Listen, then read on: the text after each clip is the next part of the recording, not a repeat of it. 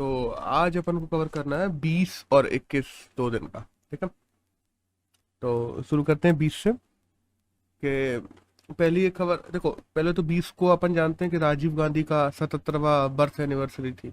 ठीक है, तो थोड़ा राजीव गांधी के बारे में जान लेते हैं कि 20 मई 1944 को उनका जन्म हुआ था। और अपन इधर देखते हैं कि 21 मई 1991 को उनकी डेथ हो गई थी। और मतलब 1984 से 89 के बीच में वो भारत के प्रधानमंत्री भी रहे थे। और 89-90 में अपोजिशन के लीडर भी रहे थे Rajiv Gandhi, by the way. और 1991 में उनकी डेथ के बाद उनको भारत रत्न भी दिया गया था।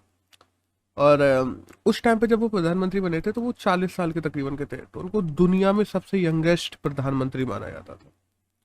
और आज अगर समाधि कही जाए तो वो वीर भूमि पे है राजीव गांधी की। ठीक है, और जो एडविज एंटोनिया एल्बिनिया माइनो जो है उनसे उन्होंने शादी की थी, जिनका नाम बदल के सोनिया गांधी कर दिया था बाद में उन्होंने 1968 में। और मो और मोहरिया करके एकमात्र महिला कैबिनेट मंत्री थी जो राजीव गांधी ने उस समय अपने कैबिनेट में रख रखी थी। बाकी की डिफेंस मिनिस्टर नरसिम्हा राव और ये सब लोग तो थे ही थे। अब उनके टाइम के मुख्य कामों की बात की जाए तो एक तो एजुकेशन पॉलिसी की बात की जाए, एंटी डिफेक्शन लॉ की बात की जाए, आईटी लॉ की बात की जाए, नवोदय विद्यालय बनवाने की बात की जाए, एमटीएनएल देश में स्थापन की बात की जाए, या कंप्यूटर लाने की बात की जाए, तो ये फेमस काम है जो राजीव गांधी के द्वारा किए गए थे। बाय द वे, जो क्वेड पोस्ट जिसको आज अपन सियाचिन कहते हैं 1987 में, वो भी पाकिस्तान से ऑपरेशन राजीव के नाम से ही लिया गया था। ठीक है, और 1987 में अपन राजीव गांधी ने श्रीलंका की मदद करते हुए लिट्टे को दबाने के लिए ऑपरेशन पवन पुत्रों के एक्टर्स ये सब भी चलाए थे, जो बाय द वे फेल हो गए थे इंडिया के, लेकिन चलाए तो थे। और 1984 में जो राजीव लोंगेवाड़ा जो लोंगोलवाला जो अकॉर्ड कहते हैं अपन लोग, उनमें जो ब्लस्टर के लोग थे उन लोगों को जो ब्लू स्टार अपन देखते ना, ब्लू स्टार हुआ था मिशन जो इंदिरा गांधी ने किया था, उसको लेके राजीव लोंगेवाला अकॉर्ड भी हुआ था। तो 1984 में कुछ लोग जिन पे ब्लू स्टार में केसेस वगैरह चल रहे थे वो राजीव गांधी ने छोड़े भी थे। और ऑपरेशन ब्लैक थंडर नाम से 1988 में गोल्डन टेम्पल में एक और मिशन चलाया गया था जो राजीव गांधी के टाइम पे चलाया गया था।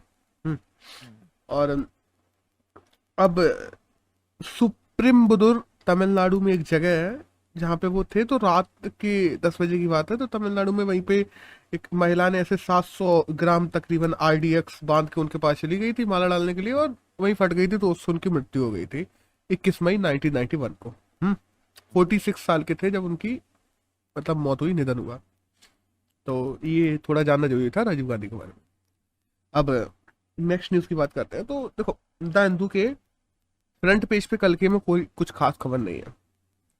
सेकंड पेज पे खबर आई है कि दिल्ली में एक स्मॉग टावर लगाया जा रहा है, जो अपने प्रकार का पहला स्मॉग टावर है जो दिल्ली में लगाया जा रहा है। अब वो क्या करेगा, क्या जो पहली बात तो 24 मीटर का है, उसमें 40 फैंस हैं जो 3 से 0.3 से लेके 10 जो पार्टिकल्स होते हैं, अपन देखते हैं ना 2.5 ppm, 10 ppm, 25 ppm, ये पार्टिकल्स होते हैं, पार्टिकल मैटर्स जो एयर में एयर पॉल्यूशन करते हैं। तो 0.3 ppm से लेके 10 ppm तक के जो पार्टिकल्स हैं उनको साफ करेगा। क्योंकि देखो 25 ppm वाले पार्टिकल भी होते हैं जो एयर पॉल्यूशन करते हैं, बट उनको ये साफ नहीं करेगा, ये केवल 0.3 से लेके 10 तक। आईआईटी बॉम्बे के साथ मिलकर दिल्ली गवर्नमेंट ने इसको बनवाया है। और बाय द वे देखा जाए, देखो स्मोक टावर यही नहीं है, स्मोक टावर दिल्ली में बहुत सारे बनाना जरूरी है, इस एक से कुछ नहीं होगा। और इंटरनेशनली बात की जाए तो अपन देखते ही हैं, चाइना में, नीदरलैंड में, साउथ कोरिया में स्मोक टावर लगे हुए हैं, बहुत से लगे हुए हैं, क्योंकि वहाँ एयर पॉल्यूशन की बहुत ज़्यादा प्रॉब्लम। अब एक नेक्स्ट न्यूज़ की बात करते हैं। तो जो डिफेंस स्टार्टअप चैलेंज शुरू हो रहा है 5.0 डिफेंस स्टार्टअप चैलेंज, इससे क्या होगा ना कि डिफेंस की जो उपकरण बनते हैं उनको एक्सपोर्ट को बढ़ावा देने वाली बात हुई, या जो आईडी, देखो बता, डिफेंस स्टार्टअप जो चैलेंज 5.0 शुरू हो रहा है उसका नाम ही है IDEX-DIO, इसके नाम से ही लॉन्च किया जा रहा है, जिससे स्टार्टअप जो इंडिया में बहुत सारे स्टार्टअप हैं वो डिफेंस में आए, डिफेंस की चीज़ें बनाए और उनको एक्सपोर्ट किया जाए, उनको बेचा जाए आगे, ये सब चीज़ें। ठीक है।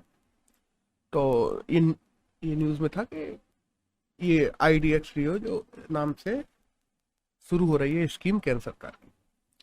अब एक नेक्स्ट न्यूज़ की बात करें तो आई है IEG को लेके। तो मतलब इंटरनेशनल ऑफ वो इंस्टीट्यूशन ऑफ इकोनॉमिक ग्रोथ। ठीक है। तो IEG के जो अभी तक इंस्टीट्यूशन ऑफ इकोनॉमिक ग्रोथ के अभी तक अपने जो हेड थे वो मनमोहन सिंह थे। तो मनमोहन सिंह का मतलब टेन्योर खत्म हो गया, तो वो IEG की हट गए हैं। और अभी IEG के जो नए हेड हैं वो बना दिया गया है NK सिंह को। NK सिंह जो अपने 15वें वित्त आयोग के भी अध्यक्ष रहे हैं, फाइनेंशियल कमीशन 15th के। और IEG करता क्या है, अपन लोगों ने देखा है, सिविल सर्विसेज के जो लोग चयनित होते हैं उनको ट्रेनिंग देती है IEG, institution of economic growth. तो सिविल सर्विस ट्रेनिंग इंस्टीट्यूट के रूप में भी IEG काम करते हैं। तो बस दैट्स ऑल, इतना ही जानने की जरूरत था। नेक्स्ट एक बात की जाए ना, तो अपन PT उषा को देखते हैं। देखो PT उषा याद है 1984 के ओलंपिक में 4th आई थी। मतलब सेकंड के 100वें हिस्से से उनका ब्रॉन्ज मेडल चूक गया था ओलंपिक में, बहुत कम देखा जाए। और अगर देखा जाए ना 1983 से 1998 के बीच की बात करें तो PT उषा एशिया की सबसे सफल धावकों में से एक मानी जाती हैं, क्योंकि अलग अलग खेलों में उन पे 23 मेडल थे, जिनमें 14 गोल्ड, 6 सिल्वर और जाने कौन कौन से मेडल थे, बहुत मेडल थे उनके। तो PT उषा के जो कोच थे नाम्बियास नाम से, जिनको द्रोणाचार्य अवार्ड भी मिला हुआ है बाय द वे नाम्बिया को। तो PT उषा के कोच नाम्बियान का अभी निधन हो गया है कल। तो ये था न्यूज में। तो अपन को थोड़ा PT उषा के बारे में जानना जरूरी हो जाता है और उनके कोच का नाम जरूरी हो जाता है, दैट्स ऑल, पेपर के लिए। अब दैट पूछा जा सकता है ना कि नाम्बियान कौन थे इनमें से, कि नाम्बियान इस खेल से संबंधित थे, तो अपन को पता होना चाहिए वो स्पोर्ट्स से, एथलेटिक्स से संबंधित थे, तो सही दावा। अब एक नेक्स्ट न्यूज की बात करें तो जो बिहाइंड द स्पोर्ट चैंपियन नाम से एक बुक लॉन्च की है, जो श्रीकर ने लॉन्च की है, मतलब श्रीकर उसके लेखक है। अब है क्या ना, इस बुक में अलग अलग कोचेस से जाके जितने भी अपन इंटरनेशनल खिलाड़ी देखते हैं अपने इंडिया के जो सक्सेसफुल हैं, उनके कोचेस से जाके उन्होंने बात की, खिलाड़ियों से जाके बात की बाद में कि कैसी कैसी प्रॉब्लम्स आपको झेलनी पड़ती हैं, क्या होता है, क्या ग्राउंड रियलिटी क्या है जो लोगों को नहीं पता है। तो उन सबको जाके उनसे बात करके उनके अनुभवों को इसने श्रीकर ने अपनी किताब में लिखा हुआ है। तो इस किताब का नाम है बिहाइंड ए स्पोर्ट चैंपियन। अब एक नेक्स्ट न्यूज की बात करें तो अरुणाचल प्रदेश में पहली तो दिल्ली यूनिवर्सिटी, सेकंड जो wild life institute of India है, और थर्ड जो Carolina museum of natural science है अमेरिका का। इन तीनों ने मिलके अरुणाचल प्रदेश में शोध का काम कर रहे थे लोग। तो वहां पे इन लोगों को जो आदि हिल्स है, अरुणाचल प्रदेश में आदि हिल्स करके पहाड़ है जो हिमालय का सबसे पूर्वोत्तर एरिया माना जाता है, तो उनमें उन लोगों को एक मेंढक की एक नई प्रजाति मिली है जिसका नाम रख दिया गया है आदि कैस्केड फ्रॉग। तो दैट्स ऑल, इसमें यही जानने का जरूरत है। अब नेक्स्ट की बात करते हैं। तो एक आई है नेशनल IP अवार्ड फॉर पेंजेंट को लेके। तो नेशनल IP अवार्ड ऑफ पेंजेंट इस साल किसको दिया गया है, तो MIT यूनिवर्सिटी को दिया गया है। Bye the way MIT university का मेन हेडक्वार्टर तो दिल्ली में है, और छोटे छोटे इंस्टीट्यूट और अलग अलग जगह कॉलेज वो ऑलमोस्ट पूरे इंडिया के हर जिले में, जितने भी बड़े जिले हैं Tier 2 तक के, उन सब में MIT यूनिवर्सिटी ने अपने अपने कैंपस बना के रखे हैं। तो नेशनल IP अवार्ड फॉर पेंजेंट इस बार MIT यूनिवर्सिटी को मिला। एक नेक्स्ट न्यूज की बात करते हैं। तो इंडिया और ADB ने, देखो हम बताएं, बेंगलोर जो अपन मेट्रो देखते हैं वो बहुत अभी सीमित है, बहुत ज्यादा फैली हुई नहीं है, पूरी सिटी में नहीं है, ज्यादा अच्छी से बनी नहीं है। तो ADB जो एशियन डेवलपमेंट बैंक अपन बात करते हैं, उसने इंडिया को $500 मिलियन का लोन दिया है। और किस लिए, कि बेंगलोर मेट्रो के उत्थान के लिए, कि मतलब और बनाई जाए, आगे बनाई जाए सब के लिए। अब ADB की बात कर लें तो ADB 1966 में बनी थी, एशियन डेवलपमेंट बैंक, जिसमें 68 मेंबर्स हैं। और एशियन डेवलपमेंट के बैंक के अभी हेड कौन है, आसाकावा है। बाद में देखो एशियन डेवलपमेंट बैंक की जब अपन बात करते हैं ना, तो इसमें शुरू से ही जापान के लोग ही रहे हैं ज़्यादातर, अगर हेड की बात की जाए या प्रमुख की बात की जाए, क्योंकि जापान का ही सबसे बड़ा स्टेक है एडीबी में, जापान और चाइना का ही। तो जापान के ही लोग हमेशा से हेड रहे हैं और अभी भी आशा का भाई है। तो दैट्स ऑल। अब नेक्स्ट की बात करें ना, तो एक नेक्स्ट न्यूज़ आई है ऑयल बॉन्ड को लेके, कि सेंट्रल गवर्नमेंट ने साफ कह दिया है कि हम पेट्रोल की प्राइसेस में किसी भी तरीके का माइनस नहीं कर सकते, अपने टैक्सों को घटा नहीं सकते, क्योंकि हमसे जो पहले सरकार थी, कांग्रेस सरकार, उसने ऑयल बॉन्ड्स जारी किए थे पेट्रोल की कीमतों को काबू में रखने के लिए। बट वो ऑयल बॉन्ड्स जो हैं वो 1.3 लाख करोड़ के जारी हो चुके हैं, जिसका इंटरेस्ट जिसका इंटरेस्ट तकरीबन तकरीबन 9,000 करोड़ भरना पड़ रहा है। और इस इंटरेस्ट को लगातार भरा जा सके, इसके लिए केंद्र सरकार अब ऑयल प्राइसेस में और ज्यादा, मतलब नुकसान नहीं कर सकती, और ज्यादा टैक्सेस को माइनस नहीं कर सकती। जी बात है। अब देखो, रियल बात यह है कि केंद्र सरकार चाहे तो कर सकती है, क्योंकि 9,000 करोड़ केंद्र सरकार के लिए बहुत ज्यादा नहीं है अभी। अगर और बॉन्ड की बात की जाए ना, तो अभी बैंक में भी अपन देखते हैं कि बैंक की जो बॉन्ड्स थे वो अभी एनडीए ने ही जारी किए थे। तो बॉन्ड का ऐसा नहीं कि केवल यूपीए सरकार जारी करती थी, एनडीए सरकार ने भी जारी की है बैंक्स में। बट ना, अब भाई ये नहीं करना तो नहीं करना, सिंपल सी बात है। कि चाहते नहीं है करना तो क्या ही किया जा सकता है।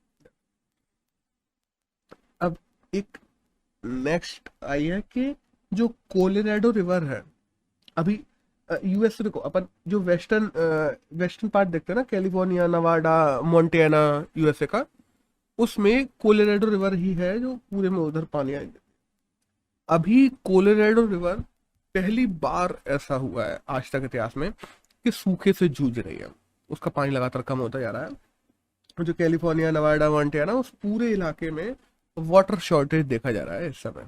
तो ऐसा पहली बार हुआ है, क्योंकि कोलोराडो रिवर, लोगों का ये मानना था कि अगले 100 साल तक तो कोलोराडो रिवर को कुछ नहीं होने वाला, वो जैसी है वैसी ही रहेगी। लेकिन ग्लोबल वार्मिंग और global total ecology environmental changes की वजह से ऐसी ऐसी चीजें अभी देखने को पड़ रही हैं अपन को, जो आगे 50-100 साल बाद देखने की थी। तो एनवायरमेंटल चेंज कितना बड़ा इम्पैक्ट डाल रहा है, इससे देखा जा सकता है। तो बस ये कि न्यूज में है तो अपन को जानना जरूरी हो जाता है कि कोलोराडो रिवर क्या है, कोलोराडो रिवर के आगे पीछे जो और देश है वो कौन कौन से हैं, ये सब चीजें जानना जरूरी हो जाती है। That's it. एक नेक्स्ट न्यूज है डब्ल्यूटीओ को लेके, कि जो मार्केश एग्रीमेंट हुआ था। देखो, अगर न्यूज में देखा जाए तो वो तो केवल इतना ही है कि ओवरऑल ट्रेड जो इंटरनेशनली हो रहा है, डब्ल्यूटीओ ने कहा है कि कोरोना के वजह से जितने इंटरनेशनल ट्रेड गिरा था वो अब सरप्लस में आ रहा है और धीरे धीरे बढ़ता जा रहा है। बस डब्ल्यूटीओ के बारे में थोड़ा जान लेते हैं कि 1995 में डब्ल्यूटीओ बना था, गेट को खत्म करके GATT, और मार्केश एग्रीमेंट हुआ था देशों के बीच में, जिससे डब्ल्यूटीओ बना था, और हेडक्वार्टर जेनेवा में है। That's all. अब आज की न्यूज की बात करते हैं। तो आज की पहली न्यूज आई है जाइकोव डी को लेके, कि जाइकोव डी नाम से, देखो एक कंपनी है जाइडोन कैडिला जो अहमदाबाद में है, उसने जाइकोव डी नाम से एक वैक्सीन बनाई है, जिसको इंडिया में अप्रूवल मिल गया है, जो 12 साल के ऊपर के बच्चों के लिए पहली वैक्सीन है इंडिया में। अब एक नेक्स्ट न्यूज की बात करें आज की, तो जो ग्रेटर हैदराबाद है उसको भी वाटर प्लस सर्टिफिकेशन मिल गया है। अभी कुछ दिनों पहले अपन लोगों ने देखा था कि इंदौर को मिला था वाटर प्लस सर्टिफिकेट, अब ग्रेटर हैदराबाद को भी मिल गया है। देखो 84 ऐसे अलग अलग शहर थे जिन्होंने वाटर प्लस के लिए अप्लाई किया था। वाटर प्लस क्या होता है कि तुम्हारा जितना भी ड्रेनेज वाटर है या जितना भी तुम्हारा वाटर निकल रहा है, उस पूरे वाटर को तुम रिसाइकिल कर रहे हो। उस वाटर में से 10 से 20% वाटर को तुम लोग फिर से रिसाइकिल करके पीने और इन सब चीजों के काम में भी ले रहे हो, और जितना भी डर्टी वाटर है उसको बिना ट्रीटमेंट प्लांट के तुम लोग ड्रेनेज सिस्टम में डाल भी नहीं रहे हो। वरना वही है ना कि ड्रेनेज सिस्टम ब्लॉक हो जाता है, पन्नी बन्नी फंस जाती है। तो बिना ट्रीटमेंट के ड्रेनेज में तुम्हारा डर्टी वाटर नहीं जा रहा है, जितना भी ड्रेनेज वाटर है वो 100% रिसाइकिल हो रहा है, और उसमें से 10 से 20% ड्रिंकिंग वाटर के रूप में यूज किया जा रहा है। तो इन पूरी क्वालिटीज को देखते हुए, और फिर तुम्हारे यहाँ ग्राउंड वाटर सरप्लस कैसा बना हुआ है, इन सब चीजों को देखते हुए किया जाता है कि हाँ कितना जरूरी है। उससे एट द एंड ये निकला है कि हाँ, इंडिया में दूसरी ऐसी सिटी बन गई है हैदराबाद, ग्रेटर हैदराबाद, जिसको वाटर प्लस सर्टिफिकेट मिल गया है। ठीक है, अब दैट्स ऑल। अब नेक्स्ट की अगर बात करें तो एक आई है सुप्रीम कोर्ट को लेकर कि सुप्रीम कोर्ट ने, देखो हम अपन देखते हैं हीनियस क्राइम नहीं होते फिर भी छोटी छोटी बातों पे आजकल पुलिस वाले पकड़ ले जाते हैं, उठा ले जाते हैं। सुप्रीम कोर्ट ने कहा है कि हर जगह अरेस्ट करना जरूरी नहीं है, क्योंकि अगर हीनियस क्राइम नहीं है किसी बंदे का तो तुम उसकी पर्सनल लिबर्टी का हनन कर रहे हो, जो कि नहीं होनी चाहिए। और हीनियस क्राइम को देखते हुए जब तक हीनियस क्राइम नहीं है उसकी पर्सनल लिबर्टी का हनन मत करो, और ऐसे किसी इंसान को मत पकड़ो। मतलब अरेस्ट मत करो जब तक हीनियस क्राइम नहीं है। दैट्स ऑल, इसमें यही है। एक नेक्स्ट की बात करें तो आइए स्मार्ट हेल्थ कार्ड को लेकर। देखो नेशनली अपन देखते हैं ना, आयुष्मान योजना चल रही है, ठीक है, कैंसर है। अब आयुष्मान योजना में क्या है कि 5 लाख तक का फैमिली इंश्योरेंस मिलता है तुम्हें अलग अलग हॉस्पिटल्स में, कि तुम फ्री इलाज करवा सकते हो आयुष्मान कार्ड के द्वारा। तो उड़ीसा गवर्नमेंट ने एक smart health card scheme launch की है, जिसके तहत 10 लाख तक का तुम्हें इलाज फ्री होगा 200 अलग अलग हॉस्पिटल्स में उड़ीसा में। तो इसने वही है कि आयुष्मान कार्ड की जो लिमिट है उसको बढ़ाते हुए 5 लाख से 10 लाख कर दी है। That's all. तो स्मार्ट हेल्थ कार्ड की बात करें तो पहली ऐसी गवर्नमेंट जिसने लॉन्च किया है तो वो उड़ीसा। अब एक नेक्स्ट न्यूज आई है, पेज नंबर 13 पे है दान दुके, कि चाइना ने 3 चाइल्ड पॉलिसी लॉन्च कर दी है। देखो अपन देखते ना पहले मालथूसियन थ्योरी को देखते हुए चाइना ने वर्ल्ड चाइल्ड पॉलिसी लेके आई थी, इससे कंट्रोल में की थी पॉपुलेशन, और मतलब पॉपुलेशन ग्रोथ बहुत ज़्यादा हुई थी, उसको कंट्रोल में लाया था। फिर अब हुआ क्या ना कि चाइना में एवरेज एज इस समय 40+ हो चुकी है, ठीक है, और आने वाले 2030 तक चाइना की 1/4 पॉपुलेशन जो होगी वो 60 से ज़्यादा उम्र की होगी। तो ओवरऑल चाइना में बूढ़े लोग ज़्यादा हो जाएंगे। तो ये चीज़ ना हो इसलिए चाइना गवर्नमेंट अब 3 चाइल्ड पॉलिसी लेके आई है, कि इंसेंटिवाइज करेगी, लोगों को पैसे देगी, अलग अलग प्रकार की सरकारी मदद देगी, जिससे ज़्यादा लोग और ज़्यादा बच्चे पैदा करें। जो 3 बच्चे पैदा करेगा उसको और ज़्यादा इंसेंटिवाइज किया जाएगा, अलग अलग चीज़ों में फ़ायदा दिया जाएगा चाइना गवर्नमेंट के द्वारा। सबसे ज़्यादा जरूरी होता है शिक्षा को बढ़ावा देना, और फैमिली प्लानिंग, ये सब चीज़ें सिखाना बच्चों को, महिलाओं, सबसे ज़्यादा महिलाओं को जरूरी होता है, ठीक है। और मतलब ये सब चीज़ें लाना, लोगों में अवेयरनेस डालना इन चीज़ों को, ना कि बच्चों को पैदा करने के लिए कहना कि तुम, हाँ अब तुम इतने बच्चे पैदा करो, नहीं अब तुम इतने बच्चे पैदा करो, ऐसा थोड़ी होता है ब्रो। कि जैसे यूपी में देखो 2 चाइल्ड पॉलिसी लेके आए हैं, चाइना वाले 3 चाइल्ड पॉलिसी लेके आ गए। तो ऐसे नहीं करना चाहिए, लोगों को पूरी छूट देनी चाहिए, और लोगों को शिक्षा देने की जरूरत है, लोगों को रोजगार देने की जरूरत है, लोगों को और ज्यादा अवेयर बनाने की जरूरत है अपने हितों को लेकर। वो ऑटोमेटिकली ज्यादा बच्चे नहीं करेंगे अगर वो शिक्षित होंगे तो, क्योंकि अपन देखते हैं जहाँ पे समाज अशिक्षित होता है वहीं लोग ऐसे 4-4, 5-5, 6-6, 10-10 बच्चे करते हैं। जहाँ शिक्षित होता है वहाँ 2-3 से ज्यादा बच्चे कोई नहीं करता, वैसे भी नॉर्मली भी। तो दैट्स ऑल, इस न्यूज में तो इतना ही था।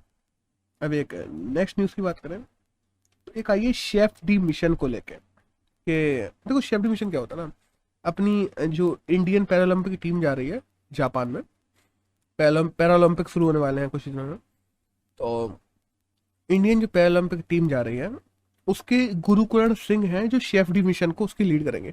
शेफ डी मिशन कुछ नहीं होता, एक हेड बना दिया जाता है जिसको एक काम दे दिया जाता है कि हाँ तुम्हारा मिशन है कि उस पूरी टीम को लेके जाओ और ज्यादा से ज्यादा मेडल जीत के लेके आओ। उसको इंडिया के शेफ डी मिशन को पैरालंपिक में लीड कौन कर रहे हैं? गुरुकरण सिंह कर रहे हैं। That's all. अब एक नेक्स्ट न्यूज की बात करें तो आई है मलेशिया के नए पीएम के लेके, कि ये तो वन लाइनर है कि हाँ मलेशिया के जो नए पीएम है वो इस्माइल सबरी याकूब बन गए हैं। और अगर मलेशिया की थोड़ी बात कर ले तो कैपिटल कुआलालंपुर है, और 1957 में आज़ाद हुआ था मलेशिया, ठीक है। अब नेक्स्ट न्यूज़ की बात करते हैं।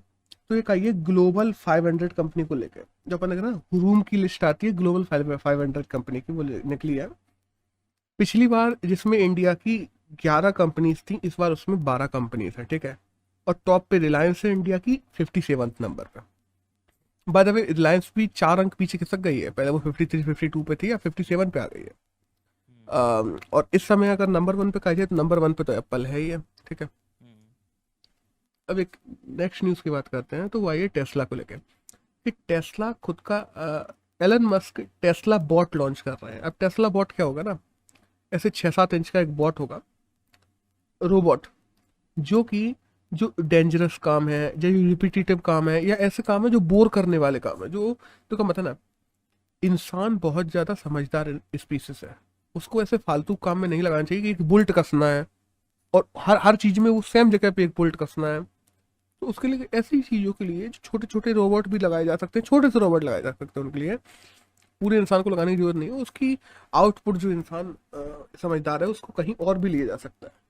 तो ये छोटे छोटे काम करने में जो इंसान लगे हुए हैं, जो डेंजरस काम है या रिपीटेटिव काम है या बोरिंग काम है, तो उनके लिए अपन लोग टेस्ला बॉट को लेने लगे। ये एलन मस्क ने कहा है कि ऐसे काम जो रिपीटेटिव होते हैं उनके लिए टेस्ला कंपनी टेस्ला बॉट बनाएगी। टेस्ला। अब एक नेक्स्ट की बात करें तो इंडिया और रशिया के बीच में समझौता हुआ है AK-103 को लेके। AK मतलब ऑटोमेटिव क्लास कैलाशनिकोव जो राइफल्स होती हैं उनको लेके। और ये जो 90 बाय द वे AK-103 अपन लोग रशिया से लेंगे कुछ गन्स, तो उनको लेकर अपन लोगों ने MOU साइन किया डिफेंस मिनिस्ट्री ने। अभी कितनी लेंगे और कितने का समझौता हुआ है ये ओपनली बताया नहीं गया है, अब देखते हैं, आने वाले समय में पता तो पड़ ही जाएगा। अब AK-103 की बात की जाए तो ये भी कोई नई राइफल नहीं है, 1994 में बनी थी, ठीक है। और अभी लेकिन अपन लोग ले क्यों रहे हैं, क्योंकि ये आज भी बहुत अच्छी राइफलों में से एक मानी जाती है। वरना अपने इंडिया में तो इंसास चलाती है अपनी फौजों और ये सब, देखो जाए तो इंसास राइफल ही ऐसी जो खुद में अटक जाती है चलते चलते कई जगह, तो अपन लोगों ने देखा है क्या। अब इंडिया का इंडिजीनियस एक हैंड ग्रेनेड और बनाया जा रहा है जिसका नाम है शिवालिक। तो बस ये 2 चीजें थी जो जानना जरूरी थी डिफेंस से। अभी एक नई लॉन्च है, एक स्कीम लॉन्च हुई है सिडबी और एग्जिम बैंक ने मिलकर। सिडबी क्या है, जो छोटे लघु उद्योग होते हैं उनको लोन देती है, ऐसी बैंक है जिसका मुख्यालय लखनऊ में है, ठीक है। और एग्जिम बैंक है इम्पोर्ट एक्सपोर्ट बैंक, जिसका मुख्यालय मुंबई में, ठीक है।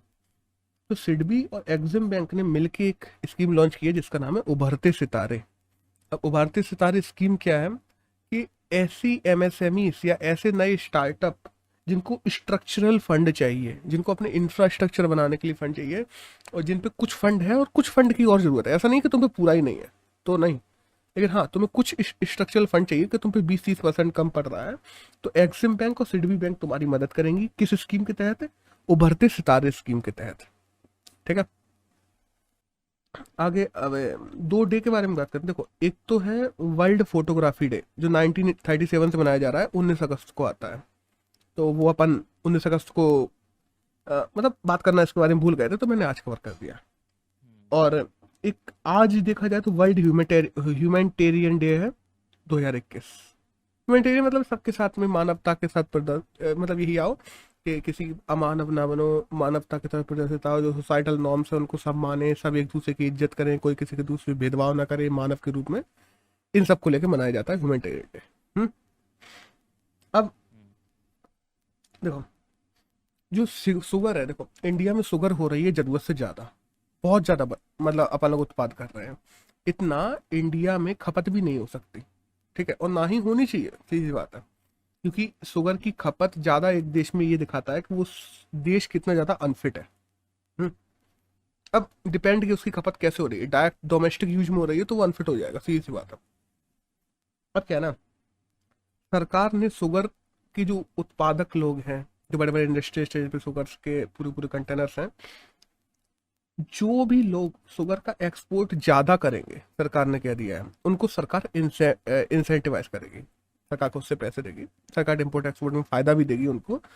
और साथ साथ में जो उनका डोमेस्टिक कोटा होता है, तो क्या पता ना, हर शुगर मिल का एक डोमेस्टिक कोटा होता है कि तुमने इतनी शुगर है जो बनाई है गन्ने से, इसमें से तुम इतने % डोमेस्टिक यूज के लिए बेच सकते हो, इतने % तुम्हें इंडस्ट्रियल मिल्स में बेचनी पड़ेगी, और इतने % तुम्हें एक्सपोर्ट में बेचनी पड़ेगी।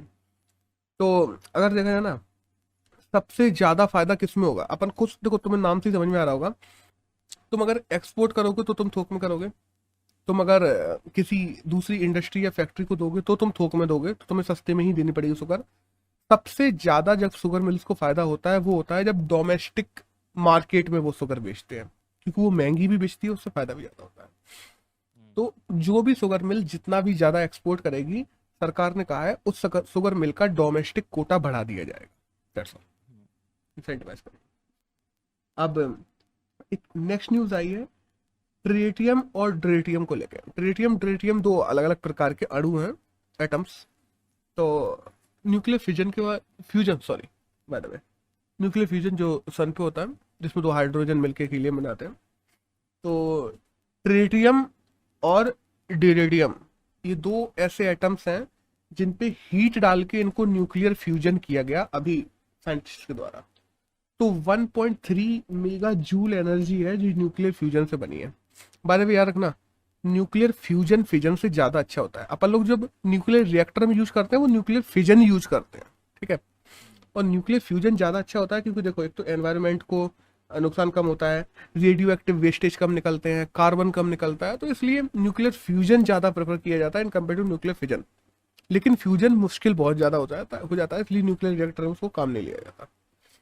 अब क्या ना, न्यूक्लियर फ्यूजन जब इन लोगों ने ट्रिटियम और ड्रेटियम से किया, तो वो कंपेरेटिवली जो न्यूक्लियर फ्यूजन अपन लोग हाइड्रोजन से करते हैं उससे बहुत ज्यादा आसान है, कंट्रोलेबल है कि उसको कंट्रोल भी किया जा सकता है, और उससे एनर्जी भी अच्छी खासी बन रही है। 1.3 मेगा जूल बन रही है केवल दो एटमों से। जब उनको हीट करते हो तो फ्यूज करके इतनी एनर्जी बना रहे हैं। तो हो सकता है इसको आने वाले समय में काम में लिया जाए, नई खोज है। अब थोड़ा फ्यूजन और फ्यूजन के बारे में बात करें तो फ्यूजन तो वही है जब दो हाइड्रोजन मिलकर हीलियम बनाते हैं, जैसे कि सन पे हो रहा है, उसमें बहुत ज्यादा एनर्जी निकलती है। और दूसरा फिजन में अपन देखते हैं कि बेसिकली जैसे न्यूक्लियर रिएक्टर में किया जाता है कि यूरेनियम 235 लेते हैं, उस पर एक न्यूट्रॉन डालते हैं, यूरेनियम 236 कर देते हैं, वो क्रिप्टोन और बेरिलियम में टूट जाता है और 3 न्यूट्रॉन्स निकलते हैं, और उससे किलो जूल्स में एनर्जी भी निकलती है। तो इतना ही जानना जरूरी था। अब एक नेक्स्ट न्यूज की बात करें तो दीक्षा शिंदे करके एक लड़की है जिसका जो NASA MSI fellowship virtual panel है एक, उसमें उसके प्रोजेक्ट को, जो उसने एस्ट्रॉयड बेल्ट पे एक प्रोजेक्ट बनाया था, तो नासा ने अपने जो वर्चुअल फेलोशिप पैनल है एमएसआई का, उसमें एक्सेप्ट कर लिया गया है दीक्षा शिंदे का। तो ये उस लड़की के बारे में जानना जरूरी हो जाता है पेपर के लिए, कि क्योंकि नासा ने उसका प्रोजेक्ट किया है, और वो लड़की ज्यादा बड़ी नहीं है, 18 साल से छोटी ही है, ठीक है। और एस्ट्रॉयड बेल्ट के ऊपर उसने प्रोजेक्ट बनाया था जैसा। अब यहां से शुरू होते हैं एडिटोरियल्स। पहले बात करते हैं अपन एडिटोरियल आज की। तो एक एडिटोरियल आया है इंडिया यूएस संबंधों को लेकर, ठीक है। थोड़ा बात करते हैं इसमें कि इंडिया यूएस के जो संबंध है वो अच्छे संबंध देखा जाए बन रहे हैं, ऐसी बात नहीं, ठीक है, अच्छे संबंध हैं। चाहे स्ट्रेटेजिक फ्रंट पे देख लो, या क्वाड के फ्रंट पे देख लो, या डिफेंस के फ्रंट पे देख लो, जब तक डोनाल्ड ट्रंप रहे अपने अच्छे संबंध बने रहे यूएस के साथ, ठीक है। व्यापार बढ़ रहा था ब्रो, व्यापार जो $60 बिलियन पे था, वो डोनाल्ड ट्रंप के समय में पिछले 4-5 साल में $90 बिलियन का हो गया इंडिया यूएस का।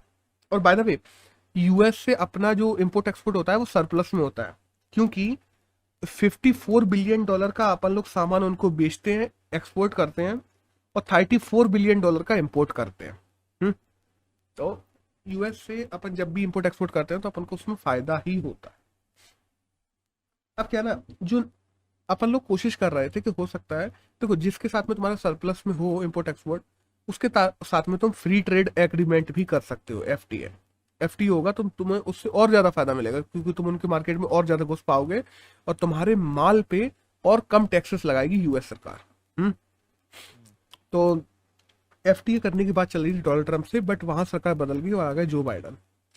अब प्रॉब्लम क्या ना, जो बाइडन की सरकार ने साफ मना कर दिया कि हम एफटीए नहीं करेंगे इंडिया के साथ में। पीयूष गोयल ने भी इसकी जानकारी दी उस दिन। अब एफटीए नहीं हो पा रहा तो इंडिया को क्या करना चाहिए यूएस से अपने ट्रेड्स और ये सब अच्छे बनाए रखने के लिए। ये देखो, तो जीएसपी एक स्कीम है। जीएसपी स्कीम क्या है यूएसए की, कि कुछ माल आएगा तुम्हारे तरफ से, जैसे कृषि का माल आएगा, या मतलब ऐसा माल जो किसानों से आ रहा है, दूध का माल, खाने का माल, समझ रहे हो, ऐसे टाइप के जो माल यूएसए में आते हैं उन पे यूएसए कंपेरेटिवली कम टैक्सेस लगाएगा। तो ये एक थी जीएसपी स्कीम जो यूएसए ने बंद कर दी थी। बट इंडिया ने पता क्या सोचा था ना, कि अब इंडिया के लिए अगर जीएसपी स्कीम बंद भी हो जाती है तो कोई दिक्कत नहीं, अपन तो फ्री ट्रेड एग्रीमेंट कर लेंगे, तो कोई टैक्स लगेगा ही नहीं, एफटीए हो जाएगा अपना। बट अब एफटीए नहीं हो रहा है, तो अपन लोगों को जोर देना चाहिए कि जो जीएसपी स्कीम थी उसको दोबारा चालू कर दिया जाए। हम्म, दूसरा, अगर मार्केट एक्सेस है तो इंडिया की बढ़ाई जाए, इंडिया को और मौका मिले यूएसए में घुसने का, अलग अलग मार्केट्स को एक्सप्लोर करने का, वहां सामान बेचने का। तीसरा, जो नॉन टेरिफ बैरियर लगाता है यूएसए, नॉन टेरिफ बैरियर क्या होता है ना, एक तो है कि सीधे टैरिफ लगा दिए कि भाई इतने परसेंट तुम्हारे टैक्स लगेगा, अगर आई सेक्टर की चीज आएगी इतने परसेंट टैक्स लगेगा, अगर इस सेक्टर की चीज आएगी। नॉन टैरिफ बैरियर ऐसे होता है कि तुम्हारे यहाँ जो फलानी चीज बनाई जा रही है, एक एक्स चीज जो भी बनाई जा रही है, ये ऐसे हालातों में नहीं बनाई जा रही, या तुम्हारी फैक्ट्रियों में महिलाएं काम करती हैं, बच्चे काम करते हैं, इन ये चीजों को हम नहीं लेंगे, या इसके ये स्टैंडर्ड्स की चीजें हैं, हम यही चीजें लेते हैं, अगर इस टाइप का केला आएगा तो हम यही लेंगे, हम इस टाइप की जो आईटी चिप बन के आएगी हम यही लेंगे, नहीं तो ये तुम्हारे यहाँ B3 की चिप आएगी, हम B5 से नीचे की चिप नहीं लेते। समझ रहे हो मैं क्या कहना चाहता हूँ? इनको कहते हैं नॉन टैरिफ बैरियर, के तुमने डायरेक्ट बैन ना लगाते हुए, डायरेक्ट टैक्स ना लगाते हुए, दूसरे बहाने बना के और टैक्सेस इम्पोज कर दिए कि हाँ तुम्हारे यहाँ कार्बन का नेट जीरो नहीं है इसलिए हम तुम्हारे यहाँ से कोई भी चीज इम्पोर्ट नहीं करवाएंगे। समझ रहे हो? ये नॉन टैरिफ बैरियर। तो इंडिया कोशिश करना होगा कि इंडिया पे जो नॉन टैरिफ बैरियर कुछ चीजों पे लगाता है यूएसए, उनको खत्म करे और साझा मानक बनाए। साझा मानक कैसे, कि हाँ जो हमारे मानक हैं, क्राइटेरियाज हैं, वही तुम्हारे क्राइटेरियाज हो, जिससे जब हम तुम्हारे यहाँ कोई चीज बेचने जाए तो तुम ये ना कह पाओ ये हमारे हमारे क्राइटेरिया में नहीं बैठ पा रही, या तुम लेके आओ तो हम ना कहें कि ये हमारे क्राइटेरिया में नहीं बैठ पा रही। समझ रहे हो? हम्म, और बाय द वे देखो, इसमें ऐसा ही नहीं है कि उसने ही अपना जीएसपी बंद किया है। यूएसए के जो एग्रीकल्चर प्रोडक्ट आते हैं उनको इंडिया भी मना करता है, क्योंकि इंडिया के किसानों को भी यूएस के एग्रीकल्चर प्रोडक्ट से नुकसान होता है। ठीक है, अब वही बात है ना, देखो एफटीए यूएसए से तुम कर सकते हो, बट तुम जब यूएसए से करते हो तो अपन देखते हैं ना, ईयू हो गया, यूके हो गया, वियतनाम हो गया, इन लोगों ने यूएसए से एफटीए करके बैठे हैं। ठीक है, अगर तुम्हारा इंडिया का एफटीए यूएसए से नहीं होता है, या ओवरऑल जो एफटीए की अभी पॉलिसीज चल रही है, क्योंकि अपन लोगों ने देखा सार्क देशों का आपस में, ईयू का आपस में, अफ्रीकन यूनियन का है ही है, नाटो देशों का आपस में एफटीए है ही है, G7 वाले भी करने वाले हैं। ठीक है, अगर सारे देश एक दूसरे से एफटीए कर लेंगे तो ब्रो जब उनके यहाँ कोई कमी आएगी या कैसी भी चीज आएगी तो वो ऐसे देश से सामान मंगाएंगे ना जहाँ से प्रशुल्क नहीं लगता, जहाँ पे टैक्सेस नहीं लगते, या ऐसे ही देशों को बेचेंगे। सिंपल सी बात है। तो इंडिया ग्लोबल ट्रेडिंग चेन से बाहर निकल जाएगा, और इंडिया को ग्लोबल ट्रेडिंग चेन में बने रहना है तो इंडिया को अपनी फॉरेन पॉलिसी को रीमेड करना होगा, चाहे वो अमेरिका को लेके हो चाहे वो वर्ल्ड को लेके हो। और तभी इंडिया अपने ट्रेड को और ज्यादा स्मूथ कर पाएगा। यूएसए से ट्रेड अच्छा खासा है अभी भी, लेकिन उसको और स्मूथ कर पाएगा। और अभी जब तक एफटीए नहीं हो रहा है तो हो सकता है अपन दूसरे फ्रंट से एफटीए कर पाए, तो वो करने की कोशिश करनी पड़ेगी, जिससे यूएस में अपन को और ज्यादा एक्सेसिबिलिटी मिले। और दूसरी तरफ इंडिया की पॉलिसीज को लेके ऐसी पॉलिसीज करनी पड़ेंगी इंडिया को, इतनी अच्छी पॉलिसीज जो कि कहा जाता ना कि व्यापार सुगमता के लिए अच्छी हो। समझ लो, बस दैट्स ऑल। यही था इस पूरे में कि यूएस के साथ में अभी कैसा चल रहा है हमारा ट्रेड, और हमें आगे कौन कौन से फ्रंट है जिन पे काम करना चाहिए अगर यूएसए ने एफटीए करने से मना कर दिया है तो, और क्या है जो इंडिया को इस समय करना जरूरी है। That's all. एक आया है एग्रीमेंट के अफगानिस्तान को लेके। ठीक है, इसमें एक अच्छा पॉइंट ऑफ व्यू दिया गया है कि इंडिया कैसे अलग होता जा रहा है बाकी देशों से, अगर अपन एशिया में बात करें। ठीक है, देखो भारत के क्षेत्रीय संबंध पे भारत को रीथिंक करने की जरूरत है, क्योंकि देखो अमेरिका यहां से चला जा चुका है, रशिया, पाकिस्तान, चाइना, तालिबान और ईरान, ये सारे देशों में, इन सारे देशों ने अगर देखा जाए ना, जब यूएसए यहां से गया है, पहली बात तो ये सारे के सारे देश अमेरिका के अपोज में है, चाहे रशिया को ले लें, पाकिस्तान को ले लें, चाइना को ले लें, तालिबान को ले लें, ईरान को ले लें। ठीक है, सब अपोज करते हैं किसको? अमेरिका को। तो ऑटोमेटिकली अगर तुम सपोर्ट करोगे इंडिया के रहते हुए तो तुम भी अपोज होने लगोगे, सीधी सी बात है। हम्म, अब अमेरिका देखो, अमेरिका एक बड़ा देश है, अमेरिका अपनी पॉलिसीज को फ्लेक्सिबल कर सकता है कि आज हम तुमसे गुस्सा थे, चलो तुम्हारी ये गुस्सा मिटाने के लिए हम आज फ्लेक्सिबल हुए जा रहे हैं, अपन लोग मिलके किसी एक फ्रंट पे सोच ले रहे हैं, चाइना से मिलके कोई फ्लेक्सिबल कर ली उसने अपनी पॉलिसी। लेकिन भारत इतनी जल्दी अपनी पॉलिसीज फ्लेक्सिबल नहीं कर सकता कि भारत कहे आज हम उसके यूएसए के साथ थे और कल एकदम से कह दे कि नहीं छोड़ो छोड़ो हम यूएसए नहीं, अब हम आज से चाइना के साथ थे। समझ रहे हो? तो ना बड़े देश अपनी पॉलिसीज इन कंपेयर टू छोटे देशों के बहुत जल्दी फ्लेक्सिबल कर सकते हैं अगर तुम इकोनॉमिकल ज्यादा पावरफुल हो तो, क्योंकि तुम पहले से ही महाशक्ति बन के बैठे हो पहली बात तो, ठीक है, और तुम अपनी पॉलिसीज को फ्लेक्सिबल करते भी हो तो लोग समझते हैं कि हाँ इस वजह से की। अब इंडिया फ्लेक्सिबल करता है तो उसको दल बदलू और मान लिया जाए कि हाँ ये 2-2 मिनट में दल बदल देता है, समझ रहे हो, और ना ही कोई दूसरे देश उसको करने देंगे। और अब जैसे अफगानिस्तान को ले लो, तो अफगानिस्तान से जब यूएसए गया, देखो यूएसए ने जब अफगानिस्तान में था तो इंडिया को कहा था कि आओ तुम अफगानिस्तान में करो, इन्वेस्ट करो, और हम हैं, हम तुम्हारी इन्वेस्टमेंट को बचाएंगे, कोई सीन ही नहीं है, हमारी फोर्स वहां पे डली है, ठीक है, और तो हम अफगानिस्तान को भी ताकतवर कर रहे हैं। तो इंडिया ने वहाँ सालमा डैम बनवाया, वहाँ की पार्लियामेंट बनवाई, अपन लोगों ने चाबार पोर्ट बनवाया जो अफगानिस्तान होते हुए मिडल एशिया तक जाता था, सेंट्रल एशिया तक जाता था, सॉरी।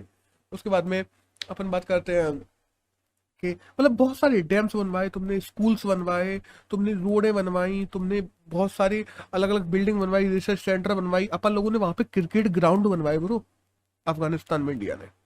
तो इंडिया ने बिलियंस ऑफ डॉलर का इन्वेस्टमेंट कर दिया। अब क्या हुआ, यहाँ से चला गया यूएसए और अफगानिस्तान अपनी पुरानी स्थितियों में लौट गया। अब देखो चीन की भूमिका बढ़ने वाली है अफगानिस्तान में, क्योंकि चीन ने तालिबान से अच्छे संबंध बना के रखे हैं। म्यांमार और चाइना की बात की जाए तो म्यांमार हमेशा चाइना के साथ ही रहा है, क्योंकि म्यांमार का अपन देखते हैं ना कि जितने भी उसके ऑफिशियल्स हैं या म्यांमार के जितने भी किंग्स वगैरह हैं वो सब चाइना की तरफ झुकाव रखते हैं, ठीक है। नेपाल देखा जाए तो नेपाल और पाकिस्तान तो चाइना के हाथों बिक से चुके हैं, क्योंकि चाइना ने इतना डेप्ट रख रखा है कि नेपाल और पाकिस्तान चाह के भी चाइना को नहीं छोड़ सकते, सीधी सी बात है।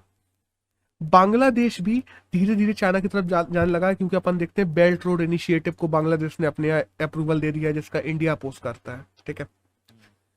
श्रीलंका में भी चाइना ने अपने पोर्ट्स, अपने बंदरगाह बना के रखे हैं, और श्रीलंका एक अकेला ऐसा है जो अभी इंडिया के थोड़े सपोर्ट में है, और वो भी धीरे धीरे जा रहा है, ठीक है। और भूटान देखा जाए, भूटान खुद में इतना पावरफुल है ही नहीं, भूटान पे तो खुद की आर्मी तक नहीं है वो अच्छे से, ठीक है। तो भूटान मतलब देखो, अपन अपने एरिया की बात करते हैं ना, तो अपने चारों ओर के देश देखो, सब लोग एक के एलाई हो गए हैं और सब खुद की एक यूनियन बना ले रहे हैं, और यहाँ पे अकेला कौन पड़ जा रहा है, केवल भारत अकेला पड़ जा रहा है, जो कि एक अच्छी बात नहीं है देखा जाए तो। क्योंकि जब अभी आगे जाके चरमपंथी ताकतें बढ़ेंगी, देखो चरमपंथी ताकतें बढ़नी है, सीधी सी बात है, अफगानिस्तान में तालिबान आ गया, चरमपंथी ताकतें बढ़नी है, और अपन यही देखते ना कि पाकिस्तान की पॉलिसी भी बदलने वाली है, क्योंकि पाकिस्तान पे अब इन कंपेयर टू पहले जिससे ज्यादा पावर आ चुकी है, मानो चाहे ना मानो, क्योंकि अफगानिस्तान में जैसे ही तालिबान का कब्जा होता है, तालिबान अफगानिस्तान का एक अच्छा एलाई है, और अफगानिस्तान से तालिबानियों को या आतंकवादियों को पाकिस्तान इधर इंडिया साइड भेज सकता है, सिंपल सी बात है। तो अफगानिस्तान के जो लड़ाके हैं उनका फायदा उठा सकता है पाकिस्तान अपने फायदों के लिए इंडिया को लेकर। अब यहां देखा जाए ना, इंडिया अकेला पड़ता जा रहा है और इंडिया आइसोलेटेड होता जा रहा है और सब देशों से, क्योंकि बाकी सब चाइना के एलाई बनते जा रहे हैं। चाइना भी देख लेना कुछ दिनों में, तुम ब्रो 15 दिन रुको, अभी तुम देख लेना रशिया और पाकिस्तान और चाइना, जिनकी अपन ने बात की ना, तालिबान, ईरान, ये सब अप्रूवल दे देने हैं इनको, तालिबान गवर्नमेंट को, ठीक है, क्योंकि ये लोग दिखाई चुके हैं कि आपको दे देते। अब क्या है ना, इंडिया की पॉलिसी की बात करें तो जब अपन यूएन की बात करते हैं तो यूएन ने पहले तालिबान पे सैंक्शंस लगाए हुए थे कि नहीं, तालिबान मतलब नहीं, तालिबान गवर्नमेंट को नहीं चलने दिया जाएगा अफगानिस्तान में। 2001 की बात कर रहा मैं। बट आज क्या यूएन सिक्योरिटी काउंसिल में लग सकते हैं सैंक्शन? नहीं लग सकते। वजह, क्योंकि जो टॉप 5 कंट्रीज हैं यूएन सिक्योरिटी काउंसिल की, ठीक है, जो मतलब परमानेंट मेंबर्स हैं, उन लोगों ने सबने मिलके तालिबान पे सैंक्शन लगाए हुए थे कि नहीं, इसको हम गवर्नमेंट के रूप में रिकॉग्नाइज करते ही नहीं अफगानिस्तान के। बट आज ना आज रशिया और चाइना जैसे देश जो टॉप 5 में हैं, उन लोगों ने क्या कर रखा है, रिकॉग्नाइज कर दे रहे हैं। हम्म हम्म, तो यूएनएससी में सैंक्शन नहीं लगने वाले, सिंपल सी बात है। अब इंडिया की देखी जाए, देखो इंडिया की पॉलिसी क्या थी ब्रो। इंडिया की पॉलिसी थी कि हम चाबार पोर्ट बनाएंगे, मतलब 18 साल पहले की पॉलिसी है ये, अभी की नहीं। बाय द वे 18 साल से इंडिया की पॉलिसी है। चाबार पोर्ट बनाएंगे, अफगानिस्तान होते हुए हम सेंट्रल एशिया जाएंगे, सेंट्रल एशिया में जाके वहां पे व्यापार बढ़ाएंगे, अपना व्यापार सेंट्रल एशिया को इंडिया से अपन लोगों ने और यहाँ से क्या करना है, यहाँ से अपन को म्यांमार होते हुए वियतनाम, लाओस, इधर तक अपन को जोड़ना है, सबको जोड़ना है, ठीक है, थाईलैंड आइलैंड सबको जोड़ना है। और इंडिया को क्या करना है, हर तरफ अपना व्यापार फैलाना है। यही तो थी इंडिया की पॉलिसी। अपन लोगों ने लुक ईस्ट पॉलिसी को एक्ट ईस्ट पॉलिसी में इसीलिए चेंज किया था, क्योंकि जो ईस्ट के देश है उनमें अपन काम करना चाहते थे। हम्म, अब इस समय क्या हो गया है कि इस समय इंडिया की, देखो पहली बात तो मैं यही मानता हूं गलत कि इंडिया ने 18 साल लगा दिए ब्रो, और अभी तक अपन सेंट्रल एशिया पहुंच नहीं पाए। एक चाबार बोर्ड की बात करते हो, उसको तुम अभी तक अच्छे से डेवलप नहीं कर पाए हो देखा जाए तो, ठीक है। और तुम भाई, अरे चाइना को देख लो ना भाई, 2010 में उसने कहा हम बेल्ट रोड इनिशिएटिव लेके आएंगे। 2012 में चाइना ने बीआरआई को लेके सेंट्रल एशिया तक पहुंच गया, और 2017 में चाइना यूरोप तक पहुंच गया बीआरआई को लेके। समझ रहे हो, हम्म, देशों से करके अपनी रोड डाल के यूरोप तक बना दी चाइना ने रोड, 2017 में ही। और अभी चाइना बेल्ट रोड इनिशिएटिव के ऊपर इतनी जोर से काम कर रहा है कि पूछो मत ब्रो। अब इधर जोड़ रहा है, क्या कहते हैं, पाकिस्तान वगैरह को जोड़ ही रहा है। चाइना ऊपर रशिया से भी बात कर रहा है, वहां ऊपर व्लादिवोस्टोक तक जोड़ना चाहता है। नीचे देखा जाए तो बांग्लादेश वगैरह से बात हो ही गई है, यहाँ भी काम चल रहा है। अगले 5 साल में चाइना बीआरआई से सबको जोड़ देगा। हम्म मतलब किस रैपिडली काम किए जा सकते हैं अगर करने वाला ही हो तो। इंडिया पिछले 18 साल में कोशिश कर रहा है कि हम सेंट्रल एशिया जुड़ेंगे, लेकिन अभी तक नहीं जुड़ पाया है। हम्म, अब यहाँ अगर बात की जाए ना कि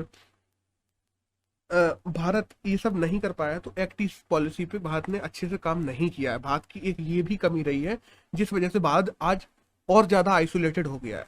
अगर भारत ने काम कर लिए होते ये सारे काम जो अपन लोग एक्ट ईस्ट की बात करते हैं, मलेशिया उधर सब जोड़ने की बात करते हैं, चाबार से अपन लोग सेंट्रल एशिया को जोड़ने की बात करते हैं, तो आज काफी ऐसे देश होते जो इंडिया के साथ में खड़े होते, चाहे वो व्यापार को लेके ही क्यों ना हो। लेकिन आज इंडिया और ज्यादा आइसोलेटेड होता जा रहा है। और जो अमेरिका का गैप है ना अफगानिस्तान में, वो एंटी इंडिया ताकतें आके भर रही हैं। समझ रहे हो मेरी बात को, पाकिस्तान हुआ, चाइना हुआ, ये एंटी इंडिया ताकतें हैं जो अमेरिका के गैप को भर रही है। तो ये इंडिया के इंटरेस्ट के लिए और बुरा हो सकता है, क्योंकि इंडिया का इंटरेस्ट है अफगानिस्तान में। इंडिया ने वहां पे अपने रुपए लगा के रखे हैं, बिलियंस ऑफ डॉलर इन्वेस्ट करके रखे हैं। तो अभी इंडिया को क्या करना चाहिए, अगर ओवरऑल इस आर्टिकल के साथ समराइज करें तो, कि तालिबान से बात करनी चाहिए सबसे पहले तो। अपने यहाँ मीडिया में सीधे आतंकवादी संगठन दिखाया जा रहा है। अब आज भी तुम खोल के देख लो, सब में ये दिखता है कि तालिबान आतंकी संगठन इसने किया। ब्रो मान लिया वो आतंकवादी संगठन है, लेकिन उसको आतंकवादी संगठन मानते हुए भी बात तो करनी पड़ेगी तुम्हें, अगर तुम्हें अपने इंटरेस्ट देखने हैं। जब अपन कहते हैं ना राष्ट्रवादी नीति या नेशनलिज्म, तो उसको बचाने के लिए भी तुम्हें सबसे पहले अपने इंटरेस्ट बचाने जरूरी है। और इंटरेस्ट बचाने के लिए चाहे उसको आतंकवादी संगठन ही क्यों ना मानो, तुम्हें उससे बात करनी पड़ेगी, पहली चीज, ठीक है। और दूसरी चीज ये है ना कि अपने यहाँ का जो मीडिया है, लोगों ने इतना वो करके रखा है, इस चीज को थोड़ा कम करवाना पड़ेगा सरकार को, कि हाँ ठीक है देखो, अब वो वहां पे सरिया लॉ लागू कर रहे हैं तो उसका अपन लोग सीधे अपोज कर रहे हैं। ब्रो वो उनका इंटरनल मैटर है, वो उन पे छोड़ो, अपन को अपने इंटरेस्ट देखने पड़ेंगे तालिबान को लेके। ओवरऑल इंडिया को अपने इंटरेस्ट पे देखना पड़ेगा। उनकी आंतरिक मुद्दों को छोड़ते हुए वो लोग जैसे चला रहे हैं, क्या चला रहे हैं, उन सब चीजों पे अपन पावर बना सकते हैं। हाँ अब तालिबान अगर वहां पे आतंकवाद को ही बढ़ावा देने लगे, आतंकवादी संगठन बनाने लगे, तो उनको इंडिया को रोकना पड़ेगा, अपोज करना पड़ेगा, सीधी सी बात है। बट तालिबान देखो, अब मानो तुम चाहे ना मानो, चाहे ना चाहो, फिर भी तालिबान गवर्नमेंट आ गई है वहां पे, ठीक है। तो तुम उसको सीधे अपोज नहीं कर सकते, तुम्हें अपने इंटरेस्ट उससे निकलवाने हैं, तो उनसे सीधे खोल के बात करनी पड़ेगी।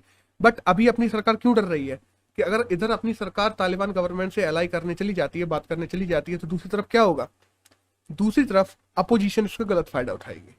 और अपोजिशन पहले तो गलत फायदा उठाएगी, दूसरा मीडिया में तुम लोग उसको एक आतंकवादी संगठन और इतना वो घोषित करके रखा हुआ है, और जब इंडियन गवर्नमेंट उससे बात करने लगे, हाथ मिलाने लगे ना, तो ये फोटोज देश वालों को हजम नहीं होंगी, क्योंकि पूरे देश में तुमने जो चीज फैला के रखी है उस हिसाब से तुम खुद से गौर कर सकते हो क्या होगा इंडियन गवर्नमेंट के साथ में। हम्म, तो इंडियन गवर्नमेंट चाहते हुए भी उनको पता है कि इंडिया के इंटरेस्ट है इसमें, बट इंडिया के लोगों के सामने तुमने मीडिया से लेके खुद से लेके इस हिसाब से पोर्ट्रे करके रखा है तालिबान को, तुम चाह के भी बात नहीं कर पा रहे। तुम्हें अपने इंटरेस्ट डूबते हुए दिखाई दे रहे हैं, तुम फिर भी उनके ऊपर उंगली नहीं उठा पा रहे। समझ रहे मैं क्या कहना चाहता हूँ। तो इन सब चीजों को लेके इंडिया को अवेयर बनना पड़ेगा, इंडिया को तालिबान से बात करनी ही पड़ेगी, और जितनी जल्दी कर लोगे तुम्हारे इंटरेस्ट उतने ज्यादा और उतनी जल्दी बच जाएंगे, वरना आने वाले समय में क्या हो सकता है सोचना। तो ये पूरा था इस आर्टिकल। अब एक नेक्स्ट आर्टिकल की बात करते हैं, तो वो आया है NMEOP को लेके, एडिबल ऑयल को लेके। ब्रो एडिबल ऑयल आजकल बहुत न्यूज में बना हुआ है लगातार, हाँ लगातार कि NMEOP क्या है, national mission of edible oil operation, ठीक है NMEOP। तो ये स्कीम है जो 11,040 करोड़ से सरकार ने लॉन्च की है, कि अपना जो अभी अपन लोग 9-10 मिलियन टन का उत्पादन करते हैं एडिबल ऑयल को, उसको बढ़ा के 25 मिलियन टन करना है। और इस 9-10 मिलियन टन में भी जो अपन लोग केवल 0.3 मिलियन टन पाम ऑयल का उत्पादन करते हैं, उसको बढ़ा के 3-4 मिलियन टन तक पहुंचाना है। जो 15 मिलियन टन का अपन लोग आयात करते हैं, इंपोर्ट करते हैं, इंपोर्ट को कम करना है, क्योंकि इंपोर्ट जितना भी क्योंकि इंपोर्ट में अपने 70,000 करोड़ रुपए केवल और केवल एडिबल ऑयल के इंपोर्ट में ही चले जाते हैं हर साल। तो उसको कम करना है, ये सब चीजें करनी है। और जो ज्यादातर अपन लोग अगर एडिबल ऑयल की बात करें तो मलेशिया और इंडोनेशिया से इंपोर्ट करते हैं, ठीक है। अब क्या ना, ये ठीक है, सुनने में अच्छा लग रहा है, ये डाटा वो डाटा, इसको अपन रघु बहुत डिस्कस कर भी चुके हैं बाय द वे, ठीक है। हाँ अब तो कौन सरकार ने क्या कहा यार, हम इंसेंटिव देंगे, हम एमएसपी दे देंगे एडिबल ऑयल में, हम सब्सिडाइज कर देंगे, हम उत्पादन बढ़वाएंगे, ज्यादा फोकस नॉर्थ ईस्ट पे करेंगे, अंडमान निकोबार पे करेंगे, इन सब पे करेंगे। अब इसमें प्रॉब्लम क्या है ना ब्रो, कि देखो तुम्हें चाहिए एडिबल ऑयल उगाने के लिए या पाम ऑयल उगाने के लिए वो जगह चाहिए जहां पे अच्छी खेती होती हो, जहां पे अच्छी बारिश होती हो, ठीक है, क्योंकि जहां पे अच्छी बारिश होती है वहीं उगते हैं। तो तुम्हें मेनली वो एरिया चाहिए जहां पे आज चावल होते हैं। समझ रहे हो मेरी बात को।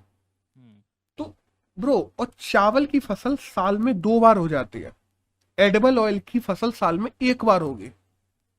तुम उन लोगों को और जहां पे एडिबल ऑयल उगता है वहां पे तुम चावल नहीं उगा सकते अगली फसल में, सीधी सी बात है, ठीक है। तो तुम उन किसानों को कैसे फोर्स करोगे एडिबल ऑयल पे जाने के लिए, समझ रहे हो। चावल किसान को छोड़ने के लिए कोई मोटिव भी तो हो, वो चावल को छोड़े क्यों, पहली बात। दूसरी बात, तुमको उनको कितना इंसेंटिवाइज करना पड़ेगा, पहली बात तो ये हो सकती है। दूसरा तुम ये कर सकते हो जैसा इंडोनेशिया ने किया। इंडोनेशिया ने क्या किया, अपने जंगल ही खाली करवा दिए, जंगल के जंगल खत्म कर दिए, सरकार ने वहां सरकारी खेती करवाई और एडिबल ऑयल पाम ऑयल इनको उगवाया।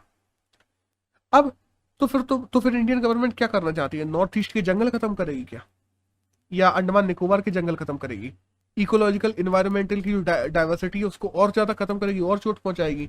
हिमालय अपन लगातार देख रहे हैं पहले से अनस्टेबल है, हिमालय का इंस्टेबिलिटी पे लगातार न्यूज आती रहती है, ठीक है।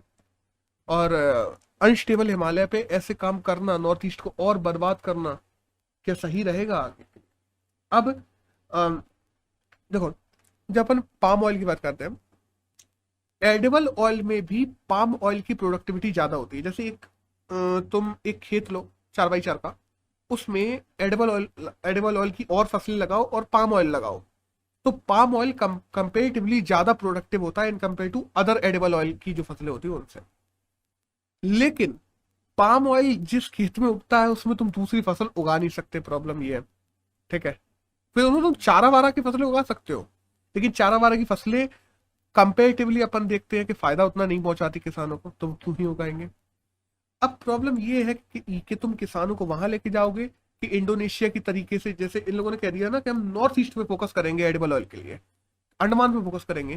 तो केंद्र सरकार करना क्या चाहती है, क्या वहां के जंगल खत्म करना चाहती है, क्या वहां के किसानों को चावल से अलग हटाएगी, और या फिर एडिबल ऑयल को इतना इंटेंस क्या कहते हैं इंसेंटिवाइज कर देगी या सब्सिडाइज कर देगी जिससे किसान एडिबल ऑयल की तरफ चले जाए।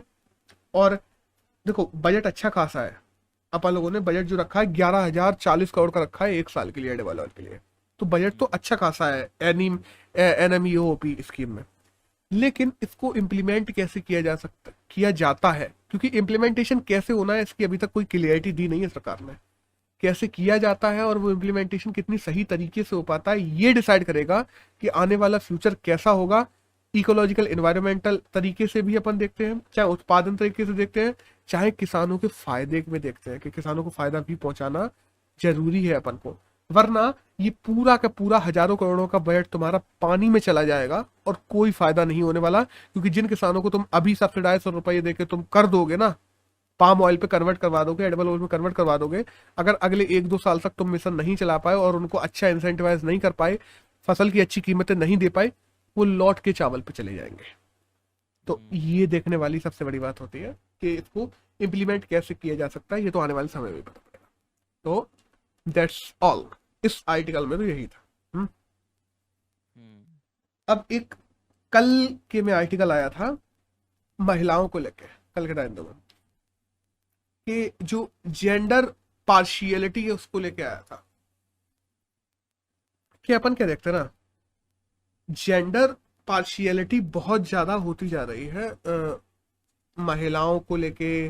अपन जब देखते हैं महिलाओं और पुरुषों के बीच में, इंडिया में जेंडर पार्शियलिटी है, मतलब बेसिकली अब जेंडर पार्शियलिटी को कम किया जा रहा है, बट लेजिस्लेचर अपन जहां पे भी देखते हैं ना, अपना जो लेजिस्लेटिव है वो जेंडर इक्वलिटी में उतने ज्यादा काम नहीं कर रहा जितनी जुडिशियरी काम कर रही है।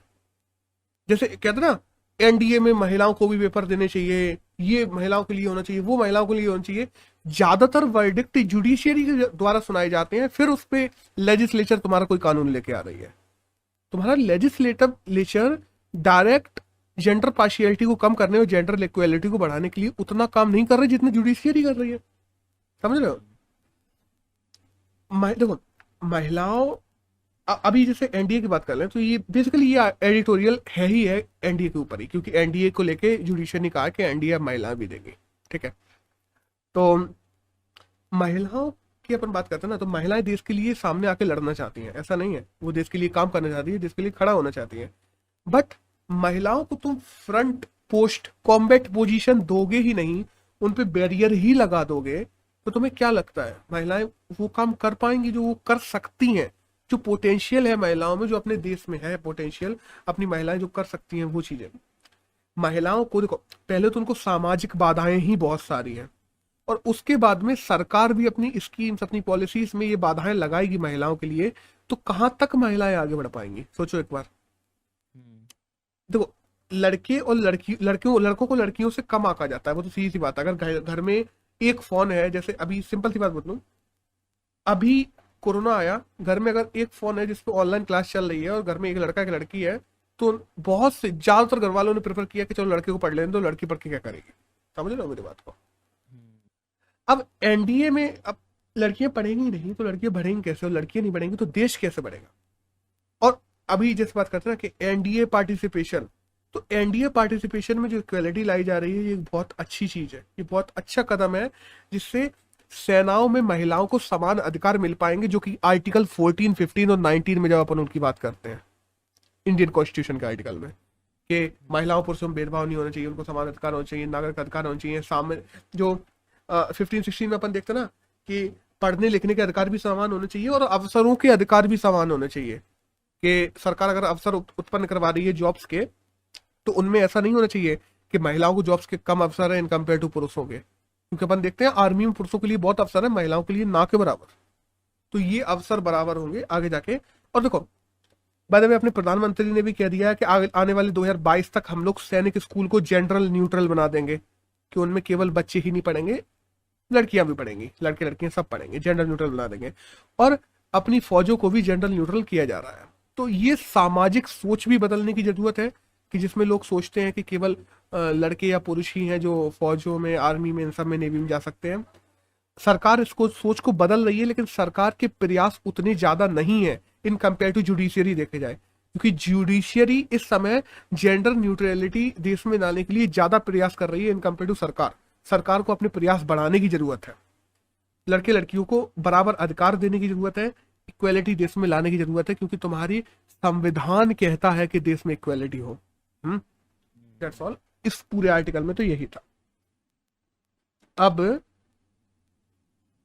एक नेक्स्ट आर्टिकल आया था, ये केवल सुनने के लिए, देखो ये आर्टिकल बस अच्छा है थोड़ा बहुत कि कैसे अफेक्ट हो रही हैं चीजें, मतलब स्कूली बच्चों की स्कूलिंग कैसे अफेक्ट हो रही है। यूनिसेफ की एक रिपोर्ट आई है कि बच्चे स्कूल में अब आना चाहते हैं पर वो अब आने नहीं दिया जा रहा है उनको कई देशों की सरकार के द्वारा। तो इसको लेके एक आर्टिकल है। देखो ये अपने एग्जाम के लिए जरूरी नहीं है, लेकिन जब अपन मेंस आंसर राइटिंग करते हैं तो उसमें थॉट प्रोसेस के लिए एक आर्टिकल ही अच्छा है मुझे लगा। देखो ड्रॉप आउट रेट है ना ब्रो, कोरोना के टाइम पे काफी ज्यादा बढ़ गई है, क्योंकि पेंडेमिक की वजह से जॉब्स गई हैं लोगों की, जब लोगों पे जॉब्स नहीं होती उन पे पैसे नहीं होते, और ऑनलाइन जो क्लासेस चल रही हैं, देखो हम लोग भी देखते हैं कि ऑनलाइन क्लासों में जो ऐसे प्रिविलेज लोग थे जिन पे जो एड्यूटेक अपन मतलब ना एजुकेशन में टेक्नोलॉजी का यूज कर सकते थे, केवल वही लोग और उनके ही बच्चों को पढ़ाई मिल पाई है, वरना जो प्रिविलेज नहीं थे उनके बच्चे ड्रॉप आउट कर गए। ड्रॉप आउट कर गए या तो क्योंकि देखो वो खुद भी देख रहे थे कि हमारे बच्चे को हम फीस भर रहे हैं 12,000 रुपए, और जो ऑनलाइन क्लास चल रही है उससे उसको ज्यादा कुछ फायदा नहीं मिल रहा है, तो उन्होंने कह दिया कि हम खुद ही पढ़ा लेंगे, छोड़ो तुम, हम डायरेक्ट थर्ड फोर्थ में एडमिशन करवा देंगे। बच्चे ड्रॉप आउट हो चुके हैं, लोगों की जॉब चलेंगी तो लोगों को पैसा नहीं था, उन पे पैसा नहीं था कि अपने बच्चों की फीस भर सके, तो उन लोगों ने अपने बच्चों को ड्रॉप आउट करवा दिया। अब हम्म, पहले ड्रॉप आउट प्रॉब्लम, दूसरी न्यूट्रिशन प्रॉब्लम, और सबसे ज्यादा उनमें भी प्रॉब्लम गर्ल चाइल्ड के लिए, जैसा आपने पिछले आर्टिकल में अपन लोगों ने किया ना कि गर्ल चाइल्ड में जो जेंडर गैप है इंडिया में, कि लड़कों को पहले पढ़ाओ, लड़कियां तो पढ़ी ही जाएंगी, बाद में देखेंगे, ठीक है, क्योंकि लड़कियां तो दूसरे घर चले जाना है, अपन को करना क्या है, पढ़े ना पढ़े, वो वाला सीन होता है ना इंडिया में। तो गर्ल चाइल्ड में जेंडर गैप की वजह से उन लोगों में पढ़ाई को लेकर और ज्यादा प्रॉब्लम आ गई। तो जो फुलफिलमेंट की बात करते हैं, देखो देखो दूसरे देशों में ये चीजें फिर भी सही रही, क्योंकि जो बड़े देश हैं उनमें होते हैं किंडरगार्टन्स, और जो किंडरगार्टन की टीचर्स वगैरह होते हैं उन लोगों ने बच्चों को सामग्री उपलब्ध करवाई, हर बच्चों की कोशिश की, और किंडरगार्टन ऑलमोस्ट फ्री होते हैं ब्रो कई कई देशों में, तो ठीक है, तो बच्चों को सामग्री उपलब्ध करवाई, बच्चों को पढ़ाया, बच्चों को लिखाया, कोरोना के टाइम पे भी कोशिश किया कि बच्चे पढ़े। बट अपने यहाँ किंडरगार्टन जैसी कोई चीज नहीं है, अपने यहाँ किंडरगार्टन के नाम पे है आंगनवाड़ी, ठीक है, और आंगनवाड़ी इंडिया में कितना अच्छा काम करती हैं, क्या वो किंडरगार्टन की सारी टीचिंग्स को फुलफिलमेंट कर पाती हैं? अपन खुद भी जानते हैं कि नहीं कर पाती, ठीक है। हम्म, और जो सस्टेनेबल डेवलपमेंट गोल है, ओवरऑल सस्टेनेबल डेवलपमेंट गोल में भी ये है कि बच्चों को पढ़ाई होनी चाहिए, ये सस्टेनेबल डेवलपमेंट गोल में ही आता है, अगर अपन को सस्टेन करना है, डेवलप करना है लगातार, तो बच्चों को पढ़ाना जरूरी है। सस्टेनेबल डेवलपमेंट गोल नंबर 4 है ये कि बच्चों को पढ़ाया जाए, तो वो गोल में काफी सारे देश पीछे रह जा रहे हैं। ये सब जो आर्टिकल में लिखा हुआ है ना, ये सब यूनिसेफ के द्वारा कहा गया है बाय द वे, ठीक है। हम्म, तो ओवरऑल प्रिविलेज लोग आगे बढ़ रहे हैं, जिनपे पैसा है वो अपने बच्चों को आगे बढ़ा रहे हैं। महिलाओं की स्थिति और ज्यादा बुरी हो जाएगी अगर ऐसी हालत रहे तो, जल्दी से जल्दी स्कूल नहीं खोले गए, बच्चों में न्यूट्रिशन प्रॉब्लम बढ़ रहा है, बच्चों का ड्रॉप आउट रेट बढ़ रहा है, ओवरऑल बच्चों की जो इनिशियल ईयर्स में, फंडामेंटल ईयर्स में जो ग्रोथ होती है, जो ग्रोइंग ईयर्स होते हैं, उनमें बच्चे अच्छे से ग्रो नहीं कर पा रहे हैं, और इनको लेके यूनिसेफ ने, और अब बच्चे भी चाहते हैं कि स्कूल खुल जाए, बट स्कूल नहीं खोले जा रहे हैं देशों की पॉलिसीज की वजह से, काफी देश नहीं खोल रहे अभी भी। तब देखते हैं आने वाले समय में क्या होता है, यूनिसेफ ने तो बस यही सब, दैट्स ऑल। तो अगर अपन बात करें ना कि 20 और 21 के करंट अफेयर्स में क्या था, तो वो तो इतना ही था। यहाँ अपना करंट अफेयर्स खत्म होता है। ओके।